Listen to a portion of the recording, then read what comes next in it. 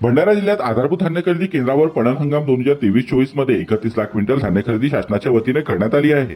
मात्र मिलर संघटनेने धान्य भरडाई व हमाली रक्कम वाढवून द्यावी म्हणून आधारभूत धान्य खरेदी केंद्रावरून धनाची उचल केलीच नव्हती। त्यामुळे शासनाने खरेदी केलेला धान्य खरेदी केंद्रावर पडून होता। मात्र भंडारा जिल्ह्यातील राईस मिलर यांनी धान्य उचल करत भरडाई केली। भंडारा जिल्ह्यात 60% धान्य भरडाई झाली असून 9 जिल्ह्यात तांदळाचा पुरवठा देखील करण्यात आले आहे। विदर्भात सर्वात आधी धान्य भरडाई करण्यात भंडारा जिल्हा प्रथम ठरला आहे। सद्यस्थितीमध्ये भंडारा जिल्ह्यामध्ये खरीप पणन हंगाम 23-24 मध्ये 31,52,782 क्विंटल धान खरेदी झालेली आहे आणि राईस मिलर्सला त्याची भरडाई करण्याकरता 18,04,816 क्विंटलचे डीओ वितरित करण्यात आलेला आहे।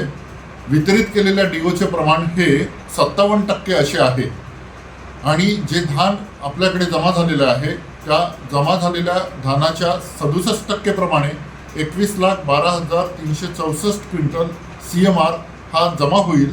सद्यस्थितीमध्ये जमा झालेल्या CMRचं परिमाण जमा झालेल्या CMRची क्वांटिटी ही 8,52,975 क्विंटल आहे आणि अशा प्रकारे 40% CMR हा आपला जमा झालेला आहे। विदर्भामध्ये भंडारा जिल्हा हा भरडाईच्या बाबतीत प्रथम क्रमांकावर आहे।